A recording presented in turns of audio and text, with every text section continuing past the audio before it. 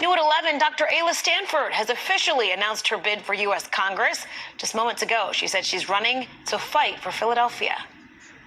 I know what it means when our supposed leaders like Donald Trump fail us. I've seen it, I've lived it, and I've stepped up to lead when he turned his back on our city.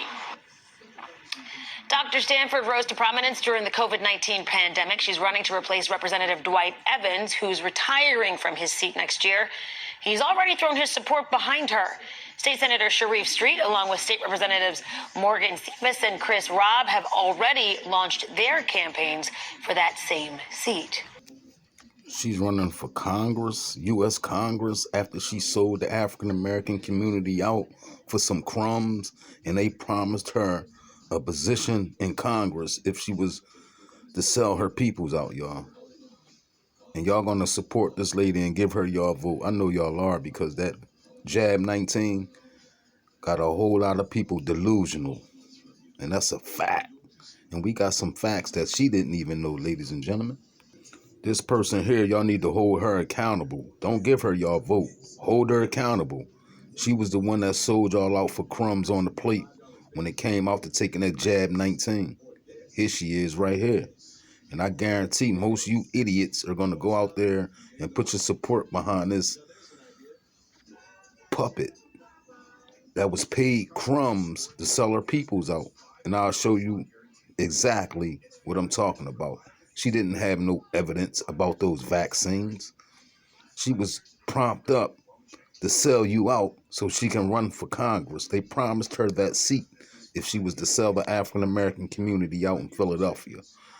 And I got the facts on these vax. God damn it. Let's listen. You mentioned Bill Thompson, and he was featured in the first movie, Vaxxed. Can you tell the story about that particular MMR study that I think identified a link between autism and the MMR in black young men, right?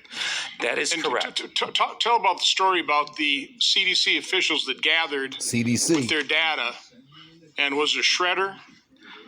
Tell about the story of them coming together and destroying the evidence, but destroying evidence and all types of shit. Dr. Thompson did not do so. Tell the story, though. I will. Yes, the CDC scientist who was the lead epidemiologist on this MMR study was Dr. William Thompson. He came forward to me in 2013 through a series of phone calls, and we were in close contact for 10 months.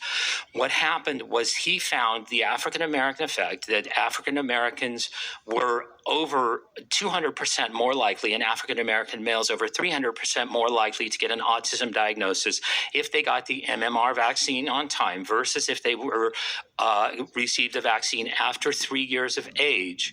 And when they got that evidence, when they got that information, they were told directly by the supervisors on the study, the same supervisors who were the co-authors of the Agent Orange.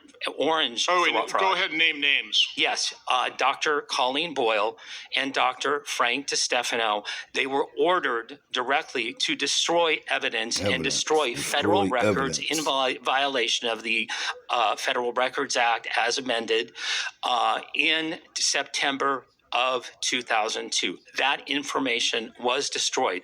Dr. Thompson shared that information with me directly. I repeated the analysis, did the exact same analysis, and I got the exact same result. African-American males, when they get the MMR on time, are 3.5 times more likely to get an autism diagnosis than if you wait simply until after 3 years. So that would show a link.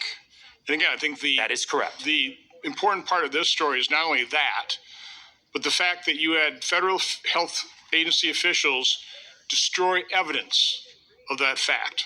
They gathered everybody in office, right? And they literally all brought the evidence and they destroyed it together, except for Dr. Thompson. He kept the evidence, correct? That is correct. Is that love for you or hate?